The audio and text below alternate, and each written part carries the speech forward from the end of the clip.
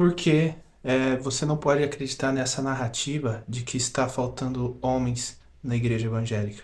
Hoje em dia, se fala muito, principalmente nas redes sociais, de que os homens não estão indo mais para as igrejas. Só que essas pessoas não perguntam que tipo de igrejas que eles não estão indo, né?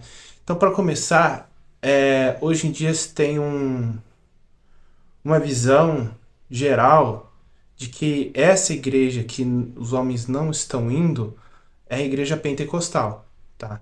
E o protestantismo, ele não é apenas a igreja pentecostal. Existem várias variações, várias denominações. Então a gente tem o pentecostal, tem o não pentecostal, tem o presbiteriano, batista, luterano, anglicano e por aí vai. E o que acontece? Essas igrejas pentecostais, que é onde acontece mais esse discurso, eles têm um projeto mais voltado ao social. Os pentecostais sempre foram mais voltados a isso, a cuidar dos necessitados, das viúvas, das mães solteiras, mulheres que sofrem agressões, de dependentes químicos, pessoas que moram em ruas, moradores de ruas. Então sempre teve. Então é muito comum você ver uma assembleia até na favela. Então a igreja pentecostal, ela atinge todos os níveis sociais. E eles têm um trabalho muito forte, muito interessante na questão de terapia, de psicologia. A Igreja Universal, por exemplo, faz muito disso. Que é o quê? Você ajudar o próximo, não só na parte de fé, mas também no que está acontecendo dentro da sua cabeça, as perguntas que a pessoa faz a si mesma. E querendo ou não, as pessoas que mais procuram esse tipo de serviço, esse tipo de terapia, de psicologia, são mulheres. Homem não procura muito isso. A mulher, ela tem nela essa facilidade de pedir ajuda. Então por isso que ela vai mais nesses lugares.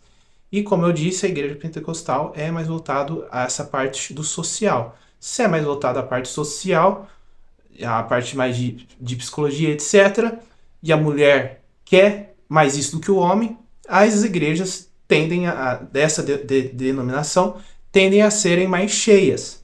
Tá? Então é comum você ver isso aí. Outra coisa é que agora mais os neopentecostais têm isso, tá? Existem músicas que falam, por exemplo, me pega no colo, me abraça, me beija.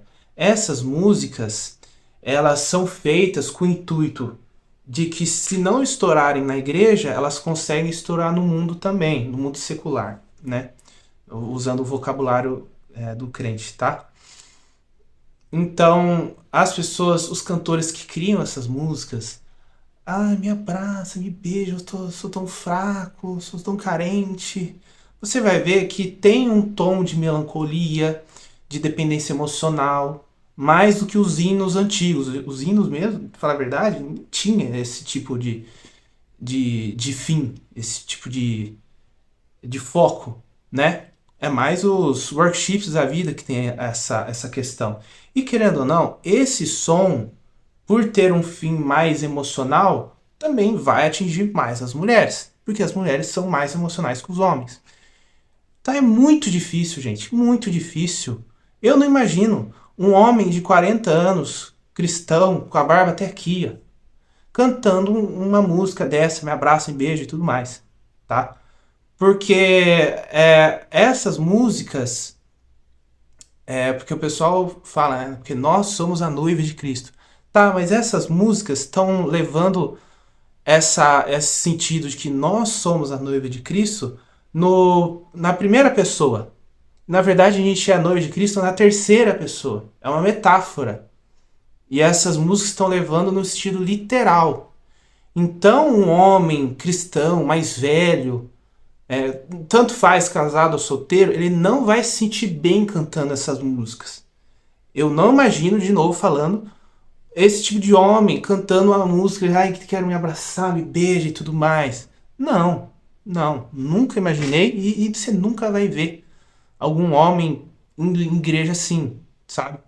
Tem homem? Tem, mas é bem pouco, é bem pouco. Agora, nas igrejas mais reformadas, mais históricas, melhor dizendo, você já encontra mais homem do que mulher, porque são igrejas que são mais voltadas ao racional, ao estudo, à razão. E o homem, ele é mais racional. E nesses lugares também existem músicas que te convidam ao confronto do seu eu. E o homem, ele é mais belicoso, ele é mais tendencioso a isso. Então, logo, vai ter mais homens nessas igrejas, tá? Por isso que hoje em dia tá muito dividido. Tipo assim, igreja pentecostal tem mais mulher, igrejas históricas reformadas tem mais homem. Porque hoje em dia se dividiu muito, sabe? Você vai ver, por exemplo, que não existem mais pregadores que nem antes, que enchiam um estádio do Maracanã. Hoje em dia, ainda mais depois daquele vírus lá, que a gente não pode falar o nome, foram criados, principalmente por causa da internet, muitos nichos. Então, essa igreja é feita para tal coisa, essa igreja é voltada a mais cuidar da mulher, essa igreja é mais voltada a cuidar do homem, essa igreja é mais voltada ao roqueiro, aí o outro ao surfista. Já tinha antes, mas agora se criou mais. Você vê que não existe nenhum pregador que é realmente famoso. Ele tem 1.000 seguidores, mas ele tem 1.000 seguidores no nicho dele, sabe? Então, isso é bom, porque você acaba acertando um público que tem uma necessidade específica, mas é ruim por causa disso. Porque você não tem esse equilíbrio entre masculino e feminino, literalmente dizendo, né? Entre homem e mulher. Então, o certo seriam as igrejas não separarem o emocional da razão, o poder, o sobrenatural da doutrina. Hoje em dia está muito dividido. E isso acaba pegando mais uma parcela de X de mulheres e Y de homens. Tá? Então, é importante a gente entender isso. E nunca fale, se você é mulher, que está repetindo essa frase, nunca fale no homem, na igreja não tem homem. Porque isso é uma frase de escassez e você está falando para você mesma que você não vai encontrar um homem dentro da igreja. Aí o que acontece? Quer arranjar o de fora, famoso julgo desigual. Né? E assim, se na igreja, pensa um pouco, não é difícil você pensar isso. Se na igreja é difícil achar alguém, o que você está pensando que você vai achar alguém fora, alguém bom fora da igreja? Né? É julgo desigual. É um erro gravíssimo, tá? E se você está procurando um homem ou uma mulher na sua religião, gente, tem congresso, tem acampamento, você pode ir para retiros nacionais, estaduais, interestaduais, nacionais. É só você fazer uma pesquisa. Uma simples pesquisa você resolve isso. Só que acontece, as pessoas não querem fazer o básico, que é uma pesquisa. Então o que você deve fazer? Primeiro de tudo, você tem que fazer uma terapia. Por quê? Porque não adianta você pedir para Deus te dar um homem, sendo que você não quer o tipo de homem bíblico. Você não vai se sujeitar ao que um homem bíblico é, né? Porque o homem bíblico ele é líder, né? E ele vai te liderar. Então você tem que ceder para ele poder te liderar. Da mesma forma, ele tem que te respeitar e te amar assim como Cristo amou a igreja. Então é o equilíbrio, sempre lembre, é um equilíbrio. Ao fazendo assim com a mão, 6-7. Mentira. Então é um equilíbrio. E isso acontece por quê? Porque a Bíblia fala disso, né? Que cada um tem que ter o seu papel. Para justamente não ficar o que eu já falei várias vezes aqui já. Não ficar polarizado. Não ficar a balança não pende para um lado só. Sabe? Então, você tem que fazer terapia para você parar de escolher homem ruim e começar a se relacionar com uma pessoa boa, com um homem bom. Porque não adianta nada você pedir para Deus, um homem bíblico, ele aparece na sua vida e você não quer. Você fala, não é esse que eu queria, porque o seu inconsciente está viciado em homens ruins. Então você tem que fazer a terapia, faz aconselhamento pastoral com o seu pastor. Se você não tem um líder religioso de confiança, você pode fazer a terapia comigo e pedir isso aí também. Eu tenho um material específico dedicado a você. E a gente vai trabalhar junto nessa parte. Porque consegue entender que não adianta você pedir alguma coisa para Deus sendo que você não está preparado para isso? Mesma coisa, o homem que quer ser provedor, quer ser o líder da casa, ele pede para Deus um emprego, mas ele também não estuda uma profissão, não tem algo que seja escalável. Ele pede para Deus ser provedor, mas ele trabalha como estoquista. Nada contra estoquista, mas você consegue entender que não é um trabalho escalável? Então, o que ele teria que fazer?